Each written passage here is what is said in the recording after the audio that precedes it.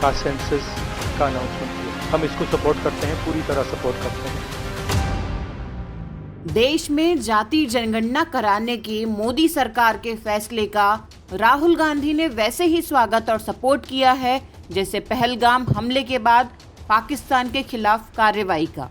और इसी के साथ ही सत्ता पक्ष के साथ साथ विपक्षी दलों के बीच भी कास्ट सेंसस का क्रेडिट लेने की होड़ मच गई है।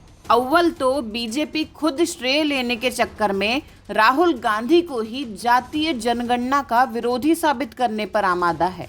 लेकिन राहुल गांधी का भी दावा है कि बीजेपी सरकार ने कांग्रेस की मुहिम के दबाव में ही देश में जातीय जनगणना कराने का फैसला किया है।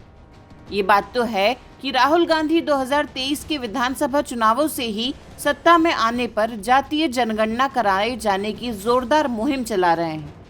तब के विधानसभा चुनाव से पहले कांग्रेस के साथ साथ आरजेडी और समाजवादी पार्टी जैसे दलों के जरिए संसद के स्पेशल सेशन में पेश महिला आरक्षण बिल के दौरान ये डिमांड सामने आई थी और फिर कांग्रेस कार्यकारिणी में जातीय जनगणना को लेकर प्रस्ताव भी पारित हुआ था।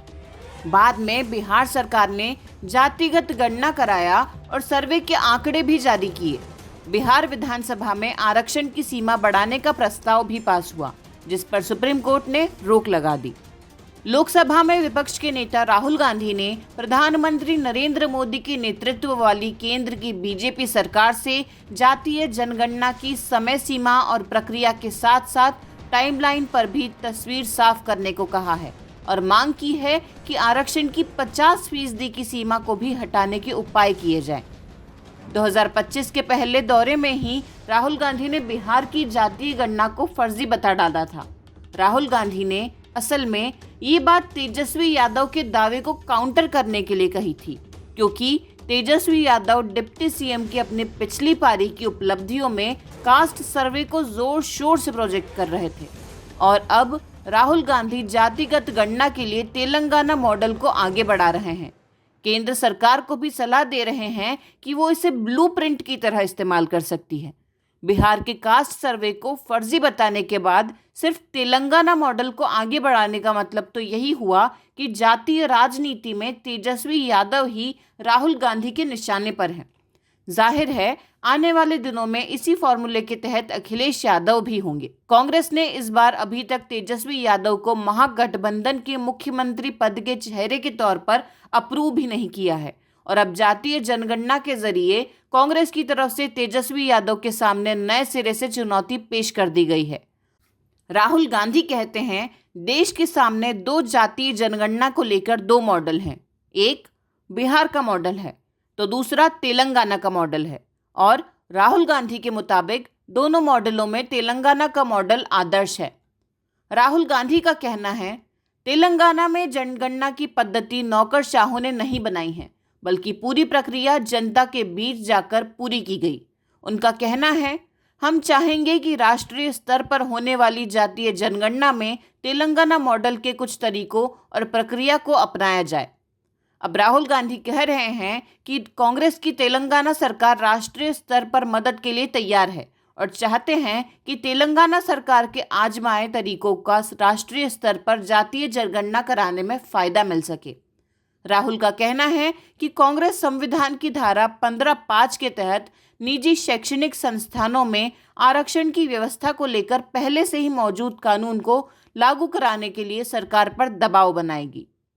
कांग्रेस नेता के तेवर तो यही इशारा कर रहे हैं कि तेजस्वी यादव और लालू यादव को कांग्रेस का ये स्टैंड बिल्कुल भी मंजूर नहीं होने वाला है और अगर ऐसा हुआ तो निश्चित तौर पर टकराव बढ़ेगा और उसका नतीजा भी नुकसानदेह साबित होगा। बिहार के कास्ट सर्वे का क्रेडिट लेने वाले तेजस्वी यादव ने केंद्र की बीजेपी सरकार के फैसले को अपनी जीत करार दिया है। कहते हैं ये हमारी 30 साल पुरानी मांग थी, ये हमारी समाजवादियों और लालू यादव की जीत है। पहले बिहार के सभी दलों ने प्रधानमंत्री से मुलाकात की थी, लेकिन हमारी मांग को अस्वीकार कर दिया गया।